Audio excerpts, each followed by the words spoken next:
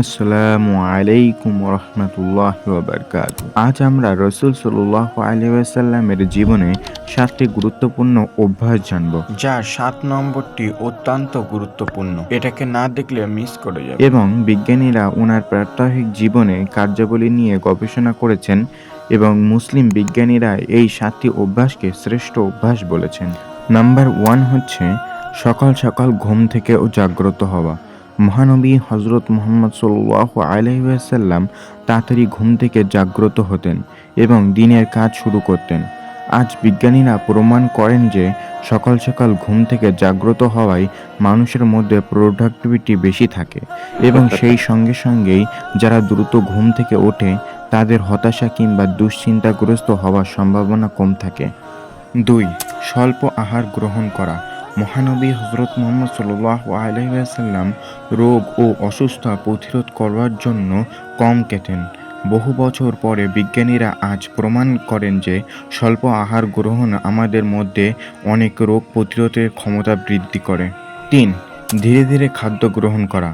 খাওয়ার পরে মস্তিষ্কের সংকেত আসতে 30 মিনিট সময় লাগে, তাই অনেক সময় দেখা যায় ভরপেট খাওয়ার পর 30 মিনিট পর মানুষের কাছে অস্বস্তিকর বোধ হয়, কারণ সে বেশি খেয়ে ফেলেছে।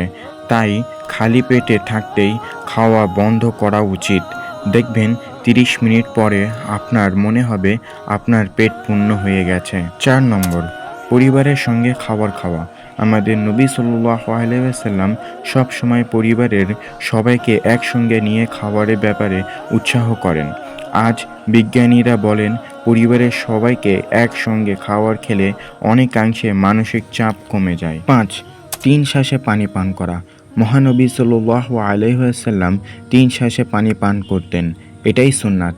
আজ বিজ্ঞানীরা দাবি করে যে একসঙ্গে পানি পান করলে আমাদের ব্লাডের ইলেকট্রোলাইটগুলি বেড়ে যায়, এর ফলে মাথা ব্যথা, মাথা ঘোরা এবং ভারসাম্যহীন সৃষ্টি হতে পারে। 6 নম্বর, রোজা রাখতেন।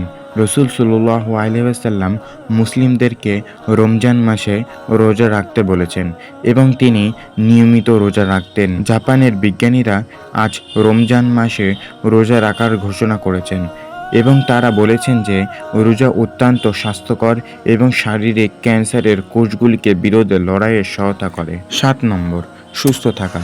ইসলামের 5টি স্তম্ভের মধ্যে 3টি মানুষকে শারীরিকভাবে ফিট এবং সুস্থ রাখেন। নামাজ আদায় করা এটাও একটি শারীরিক ব্যায়াম। বিজ্ঞান অবশ্যই আমাদের হৃদয় এবং মস্তিষ্ককে সুস্থ রাখতে প্রতিদিন ব্যায়াম করার পরামর্শ দিয়ে থাকেন। নিয়মিত 5 ওয়াক্ত নামাজ আদায় করা একজন মানুষের শারীরিক ব্যায়ামের প্রয়োজন পূর্ণ করে থাকে। মহানবী সাল্লাল্লাহু আলাইহি ওয়াসাল্লাম অভ্যাসগুলি যদি আমরা আয়ত্ত আনতে পারি তাহলে একই সঙ্গে তার সুন্নতের অনুসরণের পাশাপাশি আত্মিক পরিশোধের পাশাপাশি শারীরিকভাবে সুস্থ ও সবল থাকতে পারব। আল্লাহ তাআলা আমাদের সবাইকে তৌফিক দান করুন যেন আমরা সবাই রাসূল সাল্লাল্লাহু আলাইহি ওয়াসাল্লামের বর্ণিত একটি বিধান অন্তত বিশেষ গুরুত্বের সাথে পালন করতে পারি এবং এই দুনিয়া ও আখিরাতে হাসিল করতে পারে। আমিন।